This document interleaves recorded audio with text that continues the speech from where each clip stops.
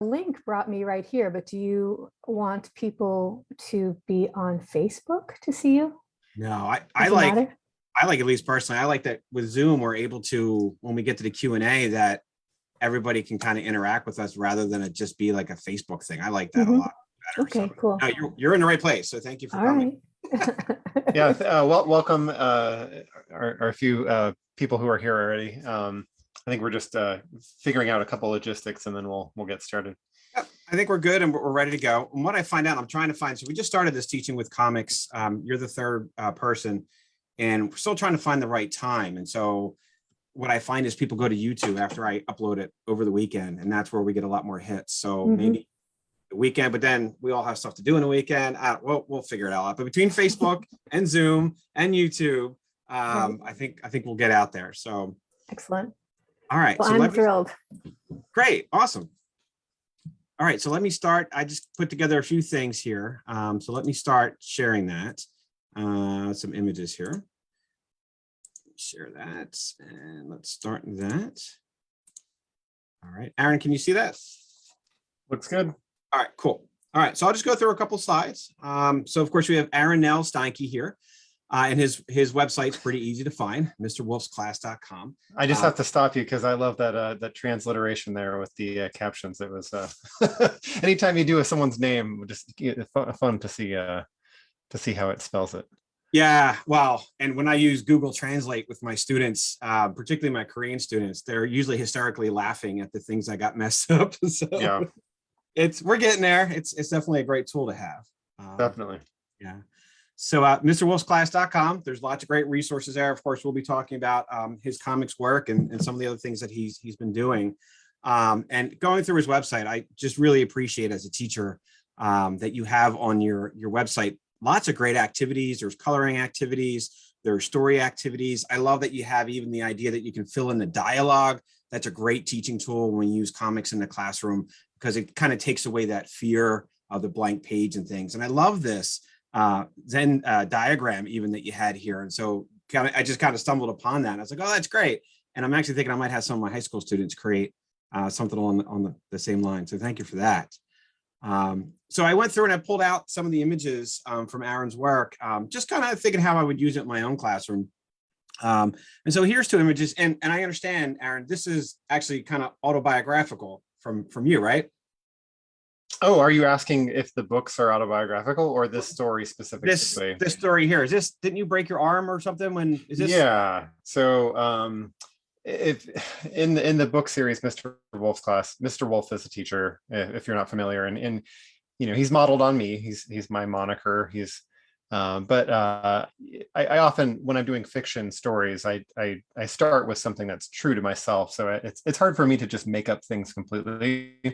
And so this character Samson, who's the frog here, he has an accident in this book. It's called Lucky Stars. It's the third in the series, and he's sharing his story with the class at the end about his accident. And yeah, the accident he has is similar to one that I had. It was the first day of summer vacation after first grade. I fell off my bike and broke my arm, and I blacked out. I hit my head several times. I saw myself as a cartoon character bouncing up and down and on the pavement. And so I put that in the story. And there's some things that are not true, like his friend Margot calls 911 and has an ambulance take him to the hospital. That did not happen in my case. I remember I went home and my mom discovered my arm was broken in the bathtub, and I cried a lot. And I like starting my fiction with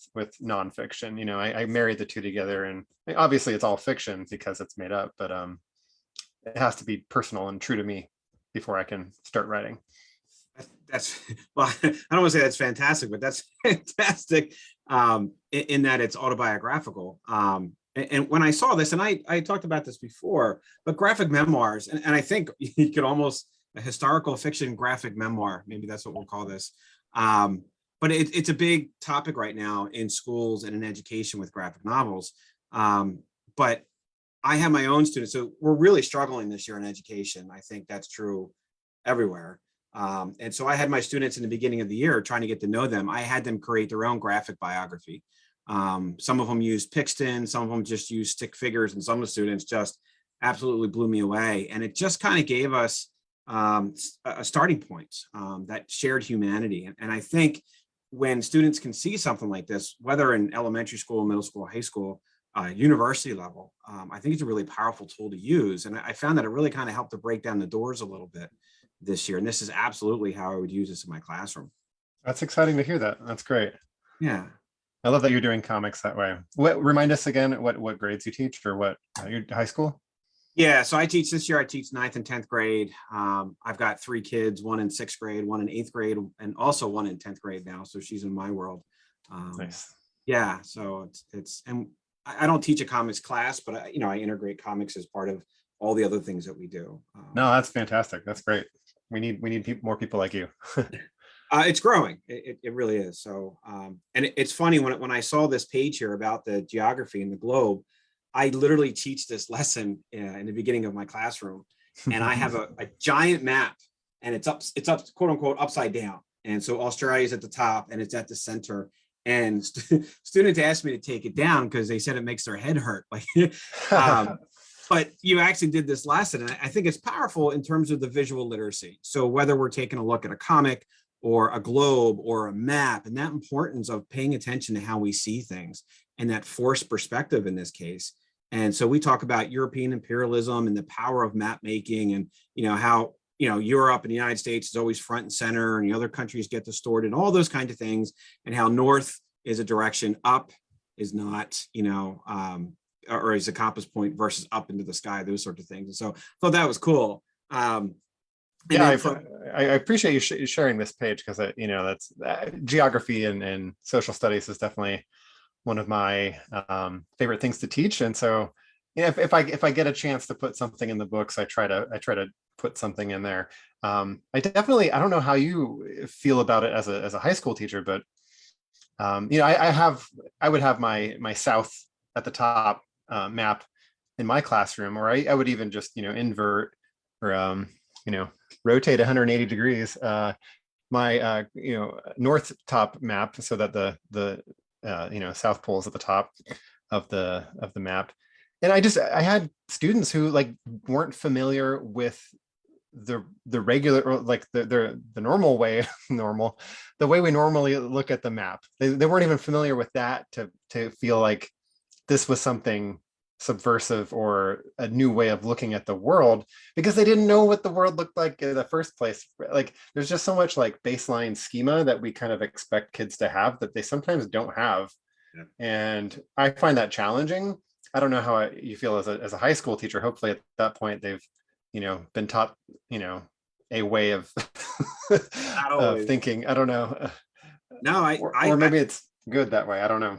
I actually start the year with 10th graders with how to use an atlas. Many of them have never, beyond Google Earth, they've never used an atlas, never really used a map to find directions. When we plot, even in the Cold War, when we plot missile trajectory, which is always a cool way to engage kids.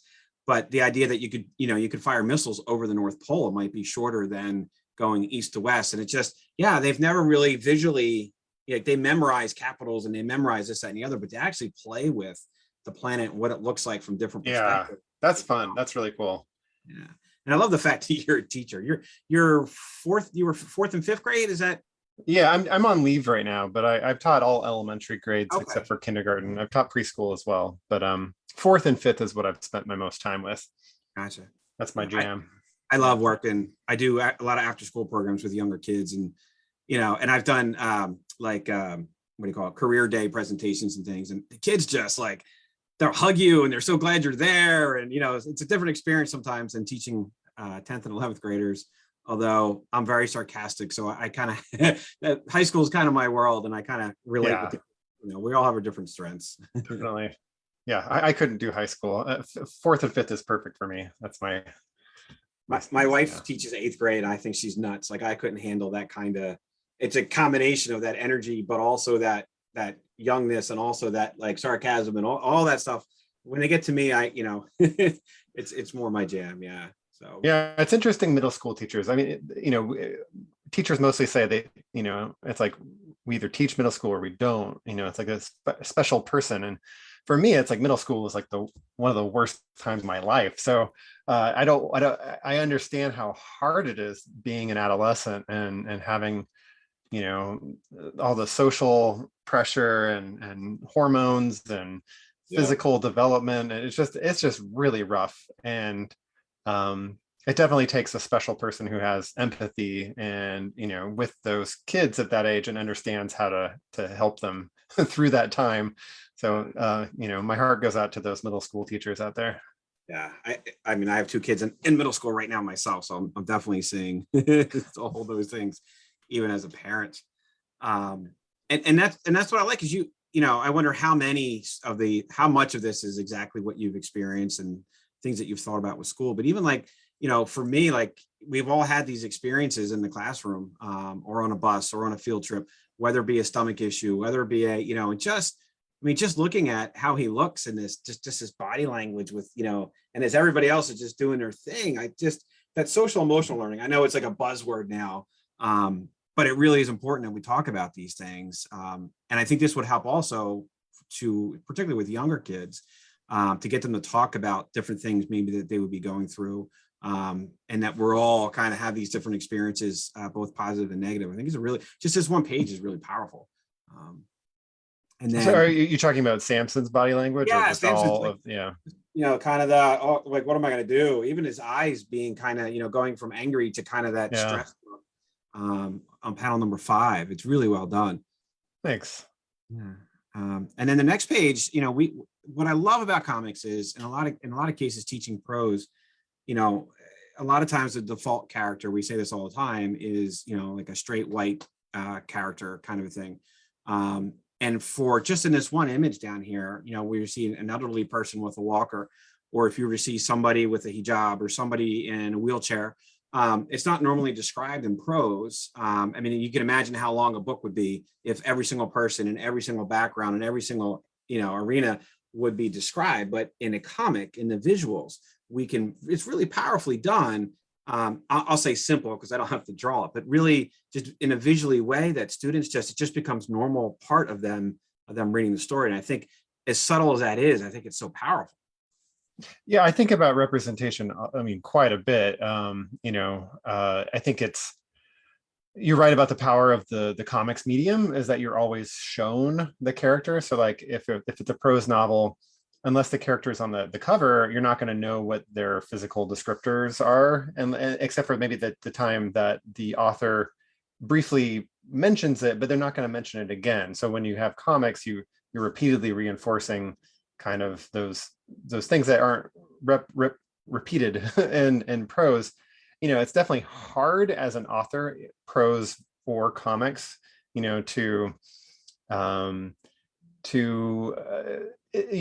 all come to the medium with our personal experience, with our limited experience, with our biases, and it's really a challenge to be one person. I think I wish I had a chance to like hire people on a film crew, because then you could really you're bringing other voices in. And so like you mentioned the character Aziza, and or you mentioned the hijab. So Aziza is a character who wears a hijab and her headscarf. And so in the book Field Trip, I wanted her to be kind of like the main focus, because every book has like kind of a focal character, and I wanted her to be the focal character. But with my limited experience, how do I represent a student who has a different cultural background than mine? And so I really appreciate my editor, Cassandra, who, recommended I reach out to someone or a sensitivity reader to help me. And so I actually reached out to the author, Sadia Faruqi, who is a interfaith worker. She is author of a million books. I guess kind of maybe most notably the Yasmin series for younger readers, which is really fantastic. And I just asked her for some help as a author and a Muslim woman who wears the hijab, for help. And so she gave me some tips when she read my manuscript, and I really appreciate that, because obviously I don't want to get that wrong. And there are some things I've gotten wrong. I mean, I regret some things. But I mean, for every book I have a regret and things I want to do better next time. But anyway, we'll move on to the next part. Yeah, no, but that sensitivity reading. Yeah, here you go. I wanted to flip back. Here she is here with wearing the hijab. That sensitivity readers, I think that's a fantastic. I know plenty of authors who also do that. And it could be, it could be a Muslim writer reaching out from somebody else's experience, those kinds of things. And I think that's fantastic. It certainly wasn't done when, you and I were reading books as kids. I mean, good Lord, like, Lando Calrissian was like, the big diversity and things. I love that my kids are growing up in an era where their heroes are Miss Marvel, 16-year-old Pakistani American girl from New Jersey, like, a biracial Spider-Man, and all the things that we see. I think it's just a fantastic time, and I think that's how we make progress, certainly. And then I think this was the last slide that I kind of picked out. Just this idea, and it's funny because this image here, where she's going to school and leaving the car. My sixth grader, my daughter, is going back to school for the first time in 2 years, just about now. Because now she's fully vaccinated, and we have medical issues here that not to get into. And so she actually very bravely made the decision to stay virtual. And it just kind of made me think like, oh, like I'm going into work late that day. I want to put her on the bus. Like there's a lot there just in the look of the eyes, and even kind of just that bored straight kind of body posture. And I'm like, wow, it literally hit me as a dad. I was like, wow, like that was really, really powerful. And then the one on the right here, just, you don't even need words. It is body language. It is kind of the dialogue balloon. It is even kind of the angry lightning bolt and the colors that are used. And so again, these comics can really open up powerful conversations, and they do quite often in our classrooms. And so as we do the graphic biographies, as we discuss, I can see whether it be a guidance counselor in the classroom or whatever it might be, these are all really powerful tools in the comics medium. And it's just fantastic that just a few panels, I'm already seeing like so many things that we can do here. So I'm going to stop sharing. There we go. So we can see everybody. And the folks who are here, and I'll try to take a look on Facebook too. If you do have a question, we'll get to that in a few minutes. If you can throw it in the chat, or you can come on my camera and ask Aron as well. So, I always ask everybody, because I'm always curious, kind of what is that comics origin story? Like how and why did you get into all this? I mean, I read comics when I was a kid. So, I read superhero comics. I read comic strips in the newspaper, Far Side, Peanuts, Garfield. We didn't have Calvin and Hobbes in my local newspaper, which is unfortunate because I never got to connect with that work. My son did. He's 9. But as an adult, I appreciate it, but I can't. I wish I had, read that as a kid. Definitely read a lot of superhero comics, and then, there was the 90s superhero comics stuff that I kind of realized I was being taken advantage of with the speculation market and all that stuff. So, Yes. where if people aren't unfamiliar, there was a time when publishers were, an example of their marketing tactics was to publish on the cover, limited edition, and then they might print like 7 different variant covers, and then just the idea of like collecting things in Mylar. And I put comics away, and then I rediscovered comics years later. I would say probably the first alternative comic that really got me back into comics was Linda Berry's 100 Demons book. It was published by Sasquatch Books at the time, and my aunt and uncle bought it for me for my birthday. And I was going to animation school. I was learning to draw hand-drawn animation, and I read that book, and it just the storytelling and the cartooning, it just really kind of it just worked its way into me. And then later I discovered other alternative kind of comics, and I was kind of steeped in a lot of the adult comics world. And then I realized there was not a lot of like good kids comics, and there really wasn't. Bone hadn't been republished by Scholastic yet, and then once that happened, And then there was like, Jared Krzyzewska's Lunch Lady, and there was the Baby Mouse series, and there was a handful of books that publishers were kind of testing the waters with. And then things blew open when Raina Telgemeier's Smile came out, and all that time I was trying to make material for kids, and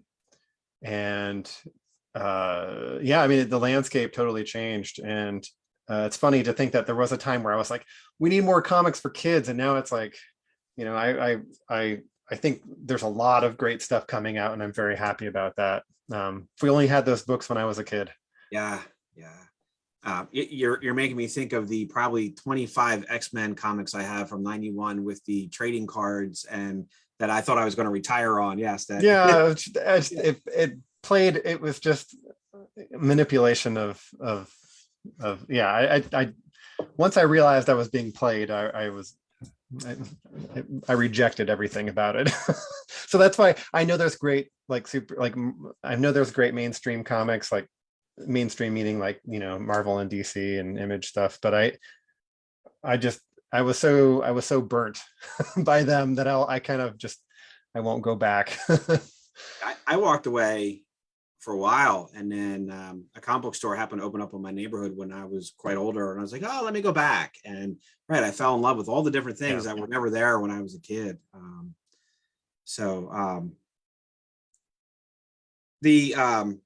A lot of times in terms of the school visits and things, I saw on your website that you've done that a lot. Is that something you're still kind of doing in 2022, and kind of what's that? Yeah. Sorry, I absolutely love doing school visits. Doing them virtually has made it easier in a way. I did one in Issaquah yesterday, which is northern Washington. I did one in a suburb of Montreal a couple weeks ago. I did one in Vermont before that, and I've been doing a lot in the Portland metro area as well. Just doing them, I love doing them virtually because I don't have to like burn fossil fuels to get to the place. I don't have to it's just I don't like traveling.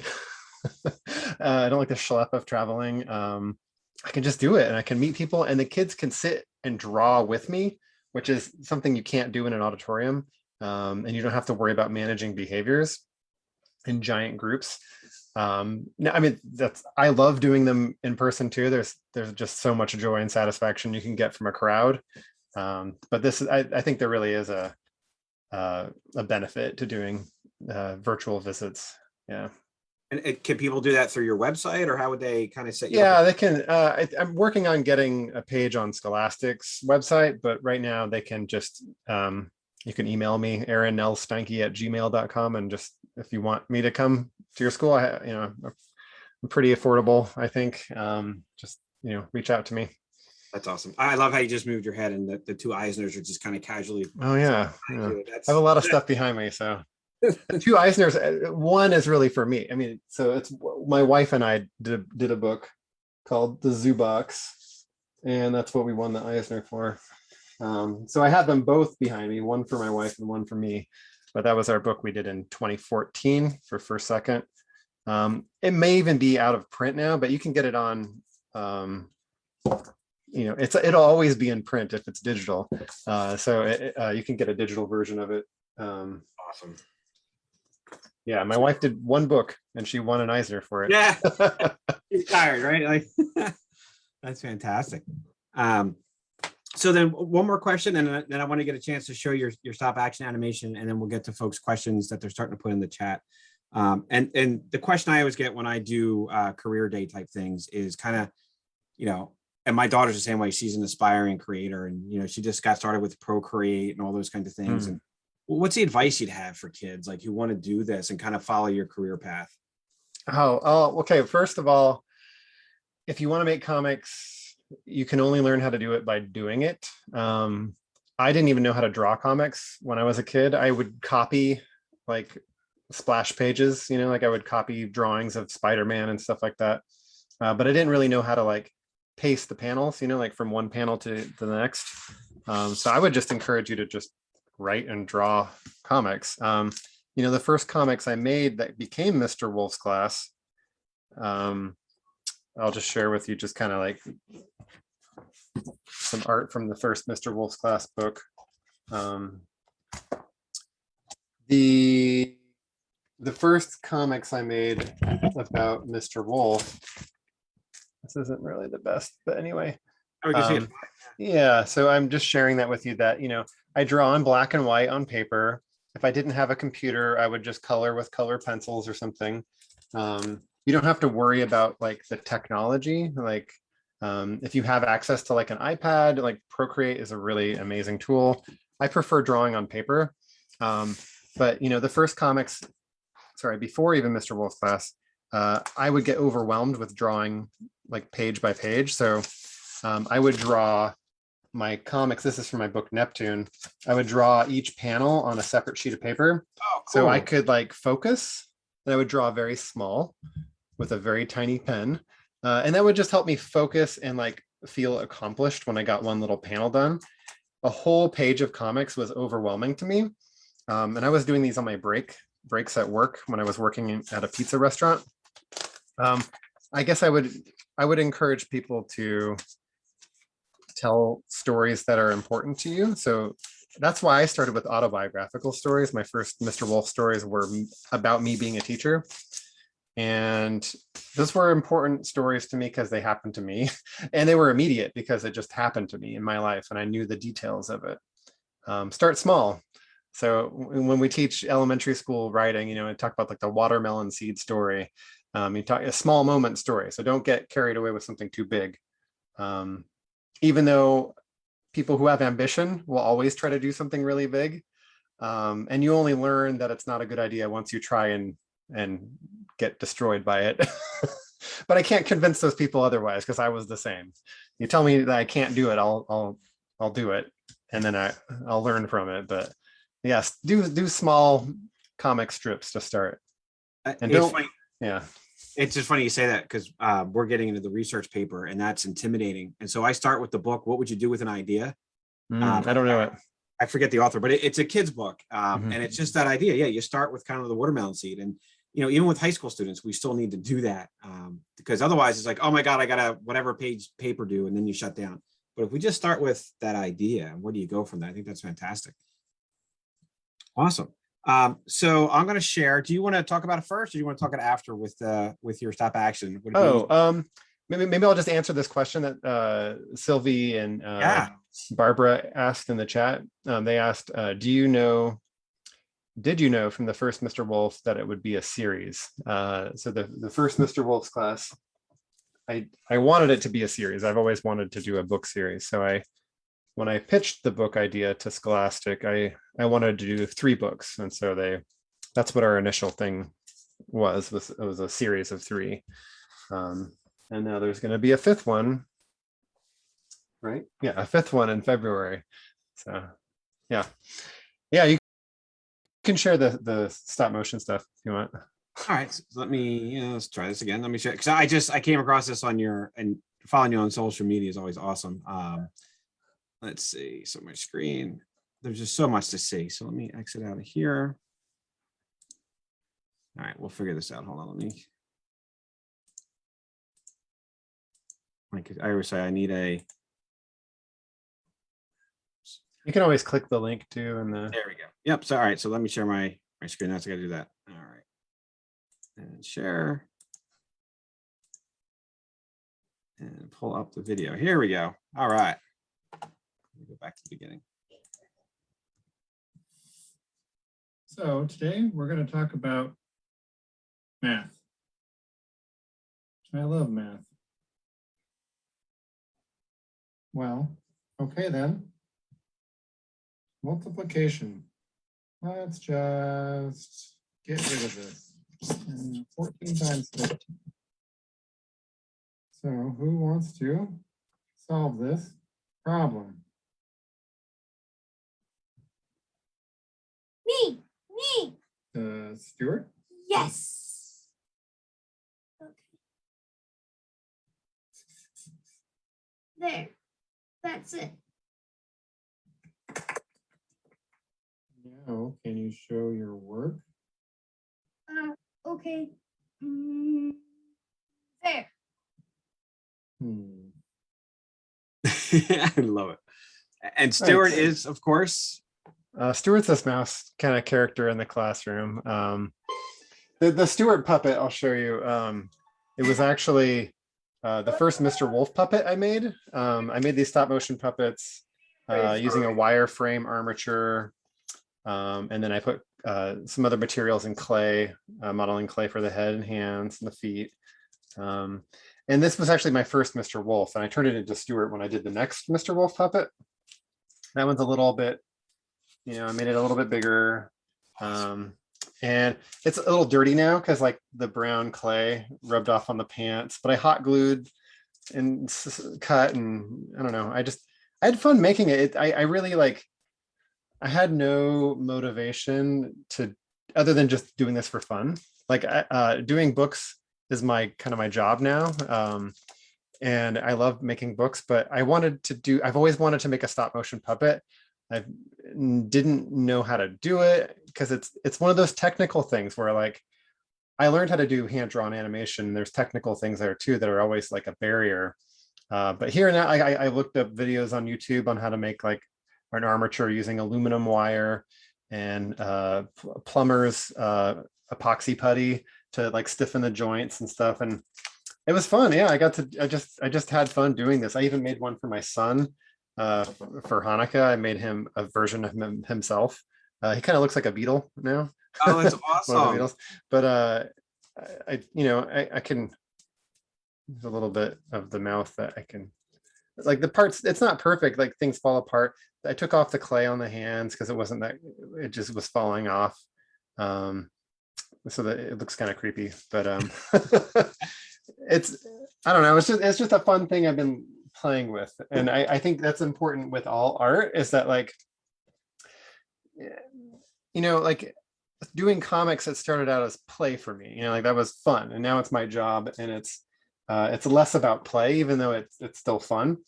So I think it's important to like, I don't know, just find things that you want to play around with. If you think about any kind of like math, started out as play. How do you figure out all that stuff if you're not playing around with objects and things and discovering, and so I'm discovering new things. I'm learning new things. Maybe it'll help with something in the future. I don't know, but I've always wanted to do stop motion. So that's just, yeah. So it's about what, almost a 2-minute video. How long did that take you? The animation itself wasn't that long. It was like an hour. I just put up it was like, it's all the building of the puppet and like setting up the camera and the lighting and editing afterward. But the animation itself didn't take that long. It would take a lot longer to draw it all. But there's some things like I couldn't get right with, like I tried to like install like tie downs, which is what professionals use for like the feet, so that there's like, you actually screw holes into the floor and you screw them into the foot so you can have it like tied down. And they use rigs so they can like hold up a character and then they can erase it in the program afterward.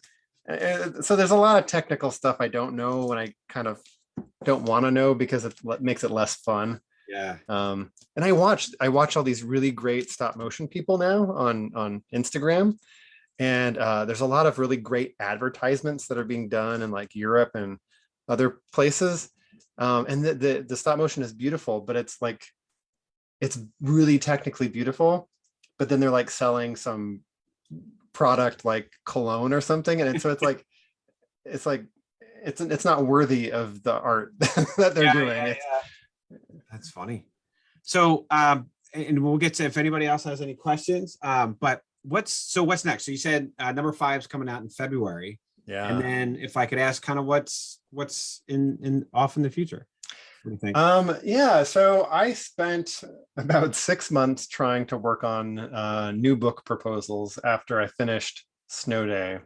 And Snow Day I finished it in the springtime, actually, of 2021. So just not too long ago.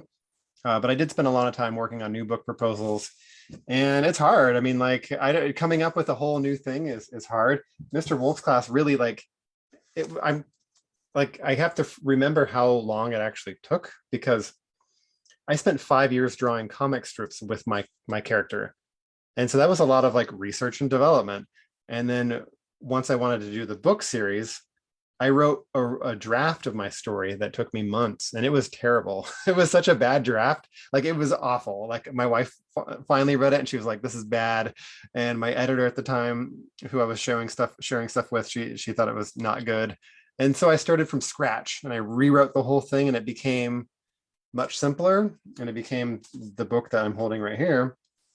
And so coming up with new ideas for me is like, I have a lot of ideas, but like developing them to the point where you're going to convince someone to pay you money to make them has been hard. I do have a new project that I'm working on. I can't really say much about, but I am. I was successful. I did come up with something that I Awesome. convinced some people, but that's all I can really say. Yeah, no, It was a lot of hard work. And I think that what you just said is so important for kids to understand, that I think too many times you see somebody on Instagram with a gazillion followers and you think how easy this all is. But yeah, I mean, I love when authors share their list of, no's from publishers and ideas that didn't work out and all the editing, and it's all a process. And I think that's fantastic that you're willing to share that.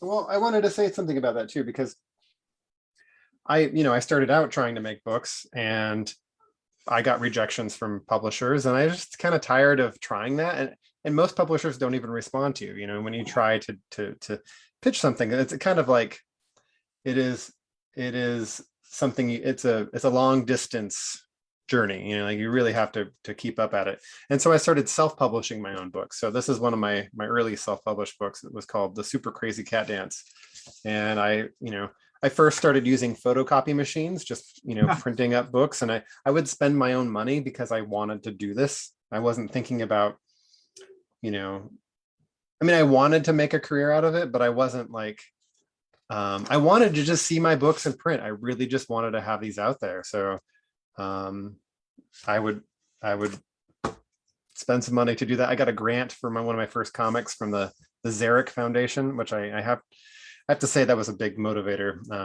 It actually gave me some money to do that. But now you can put stuff on the internet and people can see it, and that's a really cheap way to put your stuff out there. I was gonna say, I encourage my students to do the same. I'm like, you never know who's going to see it. What just create. If you don't create, then no one's going to see it, and you don't have a chance. My daughter, it was funny. Years ago, we were going out to Denver Comic-Con, and I was presenting there, and they had a comic book contest, and she submitted. She's like, oh, I'll try. And her brother and sister did not, because they're like, oh, nobody wins that stuff. Well, she won. Yeah. And people were like stopping her, and she was in like 4th grade and asking for her autograph. And it really just inspired her. And the message for her brother and sister was, you don't know if you don't try. Absolutely. And that's the thing, is like, really, I think everybody has a great idea for a book. It's true. And a lot of them would be amazing. But the hard part is actually just doing it, and then doing another one, and then doing another one, and then doing another one, and just doing it. It's like it is a constant slog, but hopefully you enjoy it, and if you get satisfaction out of doing that, then you'll want to keep doing it. Yeah, and then you get to see your book in a bookstore. Like I love when we go to like Barnes and Nobles, and we're like, oh, there's Aron's work, and there's Jared's work, and all the people that. And I'd have to say, like I always say to teachers, like social media is. I know it can be it can be good and bad, but the interactions with creators and publishers, and it's just been amazing just to kind of share with our own students. And I love that social media can bring us together in that sense, which is fantastic. So to be conscious of your time and everybody else's, I know we have a couple people on Facebook or here. Does anybody have any questions for Aron or anything before we let him go? That was my teacher voice where you're. Yeah. Right. I recognize that. Yeah. All right. So again, Aron Nels Steinke, and if you go to his website, Mr. Wolf's Class, lots of great resources. You can follow Aron on social media. He is available for, like he said, for classroom visits 2022.